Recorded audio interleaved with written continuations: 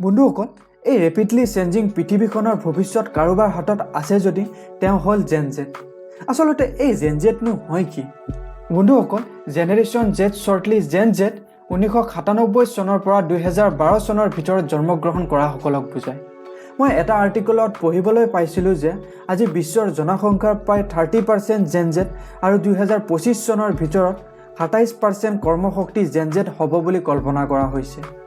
এই ষ্টেটিষ্টিক্সৰ পৰা আপুনি অনুমান লগাব পাৰে যে ক্লাইমেট চেঞ্জ, ইনফ্লেশ্যনৰ দৰে সমস্যাবোৰ জেন জেডে সমাধান কৰিব লাগিব।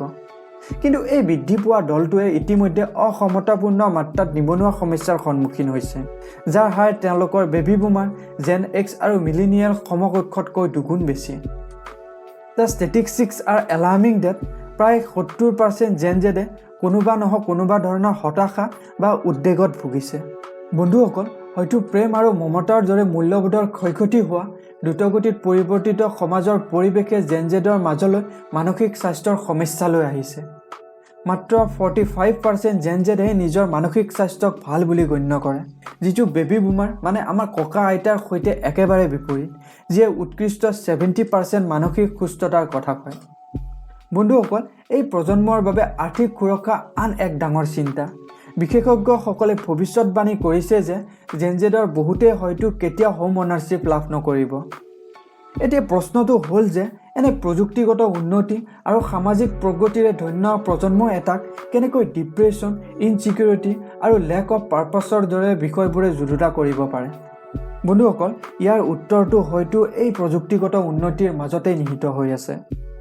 ডিজিটেল নেটিভ বুলি অভিভূত কৰা জেন জেডে প্ৰতিদিনে গড়ে 4 ঘণ্টা অনলাইন কটায়।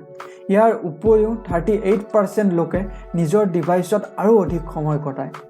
আপোনালোকে এইটো কৰে নে নাই মই নাজানো, কিন্তু আমি বহুতে কোনোবাই এটা হোৱাটছআপ মেছেজ ফৰৱাৰ্ড কৰিলে আমি সেই মেছেজটো সত্য হয় নে নহয় সেইটো ফেক্ট চেক নকৰি অইন এজনলৈ চেণ্ড কৰোঁ। বন্ধুসকল, ই এক চিন্তনীয় বিষয়।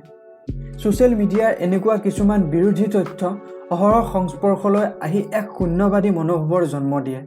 ডিজিটেল অভাৰলোড আৰু আনৰ সৈতে অহৰহ তুলনাই বহু জেন জেডক ৰিয়েলিটিৰ পৰা বিচ্ছিন্ন কৰাই বিশ্বাস কৰাইছে যে ভাৰ্চুৱেল এনভাইৰনমেণ্টত থকা সেই ল'ৰা বা ছোৱালীজনী মোতকৈ সুখী।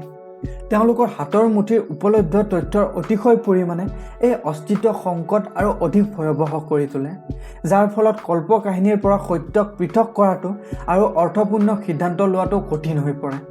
বন্ধুসকল, এই সংকটৰ বিৰুদ্ধে যুঁজিবলৈ আমি মূল কাৰণসমূহৰ ওপৰত গুৰুত্ব দিব লাগিব। আমি ইনষ্টাগ্ৰাম বা ফেচবুকৰ এখন ফটো দেখি এইটো নিশ্চিত কৰিব নালাগিব যে আমি যি দেখিছোঁ সেইটো সত্য। জেন জেডসকলে এই জটিল পৰিৱেশত নেভিগেট কৰিবলৈ প্ৰয়োজনীয় সঁজুলিৰ ব্যৱহাৰ জানিব লাগিব। উদাহৰণস্বৰূপে ধৰি লওক, আজিৰ সমাজত প্ৰচলিত বিষয়টো হ'ল আৰ্টিফিচিয়েল ইণ্টেলিজেঞ্চ। আমি এআইৰ লগত নিজকে খাপ খুৱাব লাগিব। আমি আমাৰ নিজৰ প্ৰডাক্টিভিটি বঢ়াবলৈ এআই টুলৰ ব্যৱহাৰ জানিব লাগিব। বন্ধুসকল, ইয়াৰ পিছৰ অতিকৈ গুৰুত্বপূৰ্ণ বিষয়টো হ'ল কম্পিটিশ্যন। শিক্ষাৰ ব্যয় বৃদ্ধি পোৱাৰ লগতে ভাল দৰমহা পোৱা চাকৰি নিশ্চিত কৰা অনিশ্চয়তাই বহুতো ছাত্ৰক ঋণ পংগু কৰি তুলিছে, যাৰ ফলত তেওঁলোকৰ আৰ্থিক দুৰ্দশা আৰু ভয়াৱহ হৈ পৰিছে।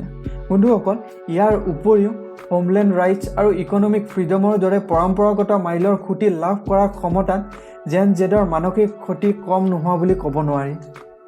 আৰ্থিক অস্থিৰতাৰ লগত জড়িত অহৰহ মানসিক চাপ আৰু উদ্বেগে মানসিক স্বাস্থ্যৰ অসংখ্য সমস্যাৰ সৃষ্টি কৰে, যাৰ ফলত হতাশা আৰু আশাহীনতাৰ দৰে দুষ্ট চক্ৰৰ সৃষ্টি হয়, যাৰ ফলস্বৰূপে জেন জেডে কোনো এটা নকৰিবলগীয়া কাম কৰি দিয়ে।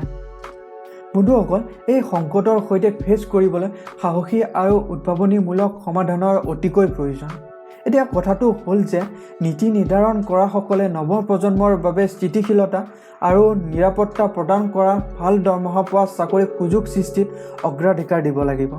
শিক্ষানুষ্ঠানসমূহে আধুনিক কৰ্মশক্তিৰ দাবীৰ সৈতে ভালদৰে মিলাব পৰাকৈ নিজৰ পাঠ্যক্ৰমক খাপ খুৱাব লাগিব। জেন জেডসকলে নিতৌ বিকাশশীল চাকৰিৰ বজাৰত লাভৱান হ'বলৈ প্ৰয়োজনীয় দক্ষতা আৰু জ্ঞানেৰে সজ্জিত কৰিব লাগিব। মানে আমি আমাৰ নিজৰ পাঠ্যক্ৰমতে অন্তৰ্ভুক্ত হৈ নাথাকি আনবোৰ দিশতো আগুৱাই যাব লাগিব। উদাহৰণস্বৰূপে, যদি আপুনি পঢ়ুৱাই ভাল পায় তেনেহ'লে আপুনি অনলাইনলৈ আহি আপোনাৰ নলেজ দুজনৰ মাজতো স্প্ৰেড কৰিব লাগিব। বন্ধুসকল, জেনেৰেশ্যন জেজে নিজকে যি আৰ্থিক ফাণ্ডত পেলাইছে সেয়া হৈছে ফেয়াৰ টু টেক একশ্যন। এই বিষয়টোৰ ওপৰত গুৰুত্ব নিদিলে লাখ লাখ যুৱকৰ ভৱিষ্যত বিপন্ন হোৱাই নহয়, আমাৰ সমাজৰ তন্ত্ৰটো ক্ষতিগ্ৰস্ত হ'ব। মানে আমি বহুতে কোনো এটা ইউনিক বা ক্ৰিয়েটিভ কৰিবলৈ ভয় কৰোঁ। আমি প্ৰথমতে এইটো ভাবি লওঁ যে আমি সেইটো ইউনিক কৰিবলৈ গ'লে সি কেনেকৈ ক'ব, তাই কেনেকৈ ভাবিব। বন্ধুসকল, এই মানসিকতাই আমাক কোনো এটা ক্ৰিয়েটিভ কৰিবলৈ বাধা দিয়ে। আমি প্ৰত্যাহ্বানৰ সন্মুখীন হোৱাটো অতিকৈ প্ৰয়োজনীয়, কিয়নো ই আমাৰ উইক পইণ্টবোৰ দেখুৱাই দিয়ে। আমি এনে এখন পৃথিৱী সৃষ্টি কৰাটো প্ৰয়োজনীয় য'ত আৰ্থিক নিৰাপত্তা আৰু সুযোগ কেৱল সপোন নহয়, সকলোৰে বাবে লাভযোগ্য বাস্তৱ হয়। বন্ধুসকল, ইয়াতে এটা কথা মন কৰিব, আপোনাৰ জীৱনক আনৰ দ্বাৰা মেনিপুলেট কৰিব নিদিব। আমি কেনেদৰে মেনিপুলেট হওঁ তাৰ কাৰণে মই এটা ডেডিকেটেড ভিডিঅ' বনাইছোঁ। যদি আপুনি জানিব বিচাৰে তেনেহ'লে এই ভিডিঅ'টো চাব পাৰে।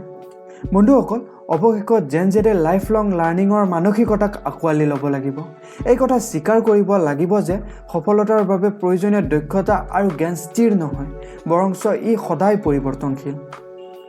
আটাইতকৈ গুৰুত্বপূৰ্ণ কথাটো হ'ল জেনেৰেশ্যন জেডসকলে তেওঁলোকৰ সামূহিক অভিজ্ঞতাৰ পৰা শক্তি আহৰণ কৰি আৰু আগন্তুক অনিবাৰ্য প্ৰত্যাহ্বানসমূহৰ মাজেৰে ইজনে সিজনক সমৰ্থন কৰি স্থিতিস্থাপকতা আৰু অধ্যাৱসায়ৰ অনুভূতি গঢ় তুলিব লাগিব।